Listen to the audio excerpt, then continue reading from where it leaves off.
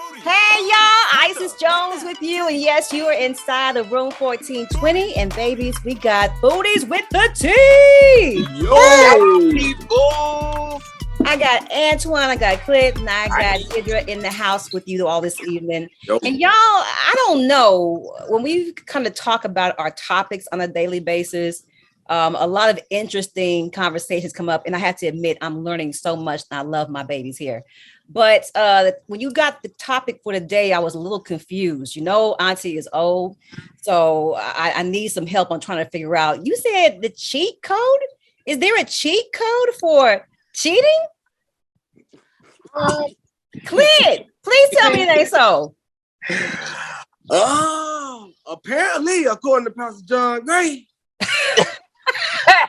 Oh no! Because Rev has been in the hot seat a few times during his little ministry career. Okay. And yeah, so but yeah, he's Pastor Gray from Lakewood Church and started his own ministry in Greenville, South Carolina, called the Relentless Church. And he's married to an inventor, Gray. And so he's been caught up in quite a bit of, marital affairs or whatever. And so come to find out, he's had some sexual trauma that happened in his, time as a young boy, and very traumatic. And he's been caught up in a few marital affairs. So he been found wanting and cheating. That is wanting and cheating. Yes, absolutely. And Antoine, you look like you got something to say, bro. Considering you from the South. First, be attractive. Can we say the cheat code is to be attractive? Okay. To at least be better than what you have at home. Okay. If not better, equal to. Okay. Right? Well, you know what? Money makes anybody attractive. Show you right. And you know what? Well, the man is worth about $10 million. So it's the power of money. I don't think it's just the power of money. Yeah. Right. Yeah. Right. The power. But it can only make you look so much attractive. Now, I don't know, 10 million is a lot of money. Booger bears out here that's millionaires, and I wouldn't touch them to spin on. I said, wouldn't put them out. No, what? Wouldn't put them out if you could. But point being again is that yes, I do believe that is part of the cheat code. You can probably get away with certain things if you're more attractive, if you have money. Deirdre, is there anything else on that list that provides a cheat code situation? Definitely, power. Men with power get away with a lot. They get away with a lot. And normally if they have power, they have money. And I think that's the one thing that we always like. But how many folks out here that they're broke? Baby, them the ones with the most confidence. Them the ones with the most confidence. Do you hear me? Every day, hear me? Every day you cheat. And ain't got a pot to piss in or a window to borrow to throw it out of. Walking. Yeah.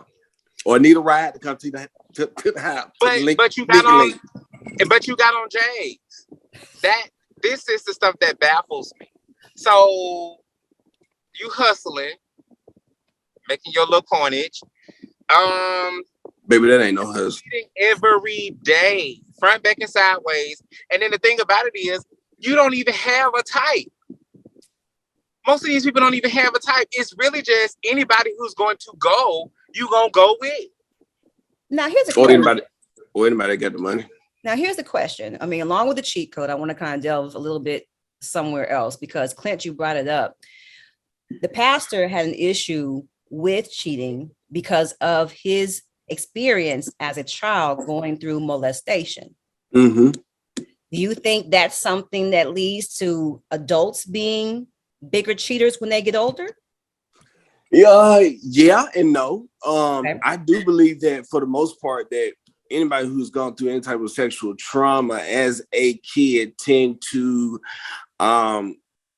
is somehow forced in an indirect way into a lot of sexual, or that feeds their sexual appetite as an adult. And sometimes if they don't get the therapy that they need and get a control over that, it will kind of consume their life, such as what has happened to Pastor John Gray here. He's admitted that, and he's also on one hand is very remorseful when he admits these things, which tells me that the whole cheating sense for him or for people in general is a whole bigger part of the bigger piece of the puzzle, so to speak, when dealing with this type of trauma. So can I say something? Yes, absolutely. I got that point. I got that point that you made. But for me, I think it's going to be either one or two things.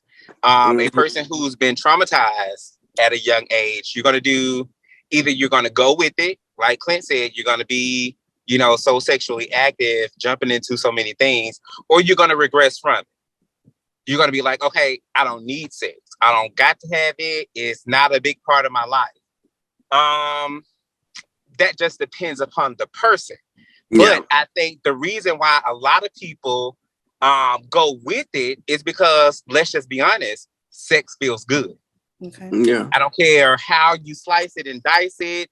Maybe you haven't picked the right one, but let me be here to tell you, the people out here in the radio land, the act itself is delicious. That's all I'm going to tell you. The act itself is delicious. So I think that's why a lot of people just go with it, because it makes you feel good, and I think it aids the pain, right? Yeah, I think it kind of masks these, sexual trauma that you experience as a child, and you don't know how to really deal with it or really confront it. So you use that as sort of like a healing coping mechanism. And like I said, it leads to bigger things. And sometimes, and I think that with John Gray, the reason why, you feel so remorseful after the fact, because let's just be honest, when you bust that nut. But how many times you gonna feel remorseful though, bro? Like, no. I ain't saying that. But are you going to feel remorseful? Well, here's the thing. Here's the thing with men. You feel guilt if you've done something. You know what I'm saying? If a sexual act is bad, it's like you usually come to your senses once that nut busts. Well, you know what? I think it's pretty, broad in this sense. But I'm saying I know he knew he was the man of the cloth. Yeah, he I know sometimes probably had his collar on. Yeah, but I'm saying that from that's saying from eternity, man. Yeah. Once that nut is bust, it's like 2 + 2 makes 4. Yeah, but when you're horned up, it ain't adding up. Ain't nothing adding up. But I'm speaking over to me because we got on a cheat code, and what I'm hearing is excuses on why this man keep cheating, because he had childhood trauma. This is what I get from the back and the forth that y'all doing. What a code is. Well, I mean, I was thinking about we was gonna put in the code part because, okay, you cheated. That's one thing. But then for his situation that he's in, she stayed. So it's like, okay, well, is the cheat code in relationships and marriage? But is there a certain limit to it? How long do you let it go before the person says, okay, I ain't cheating no more, it's just going to be you? Like, that's what I meant by, what's the cheat code here? But who's to say that he's the only one that's cheating? She could be cheating too.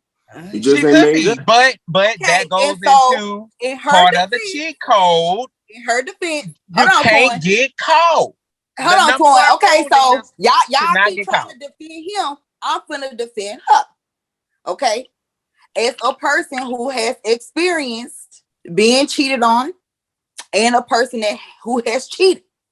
Okay, this is coming from both ends of the spectrum, right? So the difference is when men decide to step out, whether they be rich or broke, they could get sidetracked. They get sidetracked, and this how they keep getting caught up. Now, as far as for women, we're gonna do what we're gonna do. We're gonna come on home and do what we got to do, and hold it steady. In my opinion, it's just my opinion. How you feel about that, Auntie? You can't balance the two. Auntie Isis, how you feel about? So you saying women have a more better, clean up more better? Is that what you're saying? Yeah, that's exactly what I'm saying. They the Olivia Pope of the cheat world, baby. That's what she's saying. It's handled. It's handled. Ain't no evidence, no nothing. It's handled. I'm just saying, so y'all get caught up. Men get caught up, and women know how to really back in. We know how to really back in, and sometimes, and then I ain't gonna say that. I would say one night stand. I'm not gonna say men just so happen to get caught up. I think in the aspect of women are more detailed than men. Men don't really focus on the detail. It's gonna be if I'm gonna hit, and that's it. Yeah, if we got text messages, I'll try to delete that. I'll try to delete the numbers, but again, after that nut is bust, I come to reality, and now I got to focus on myself and whatever else I have going on. But the true fact is, women will always and forever cheat worse and more men. Remember, we had this conversation Sunday, because when you think about what cheating is, it's not just sex. It's not just sex. It's emotions, feelings. I'm saying that aside of emotion part, but you catch feelings for somebody even when we're just talking. So it'll go from we friends till I'm talking to you about everything. So now I really see you as maybe my dude, but we ain't doing nothing. Mm-hmm. If that makes sense. Mm-hmm. So it's a lot of realms of cheating outside of the sexual aspect. That's why I say women will cheat more than a man will. Because if you'll get mad at a man to say, oh, well, he talking to this girl, they ain't did nothing, but they just talking. Oh, you emotionally cheated on me. Girl, when did this become a thing? Like, okay, so let's just say outside of a coworker that I just met, I just started a job, we became friends. If I had a opposite sex friend that I've been friend with since birth, is that not the same thing? You know what I mean? Can I not talk to that person about any and everything that goes on with my life? Does it have to just be, I got to talk with the dudes? I think we get it confused all the way around.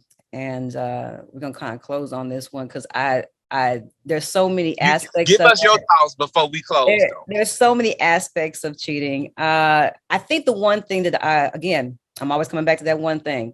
My biggest proponent is biology. Okay. Everybody always wants to talk about, us being Homo sapiens and being smarter than animals. And 9 times out of 10, we are. But I believe the biology aspect of it, the XY chromosome, the XX chromosome, these things and the DNA and all these other different things that come into play that make us, God made this thing so powerful and so wonderful. It's beautiful and it's destructive at the same time. Okay. And I can't think of anyone, even on this cast, that has not fallen the victim of it. Okay, it's just an overpowering situation. You know what, Angela? I'm not doing this with you today. So, with that said, the cheat code is real, y'all. And we got it every day to give to you. That's the Foodies with the T, the hot mess. Say sanctified.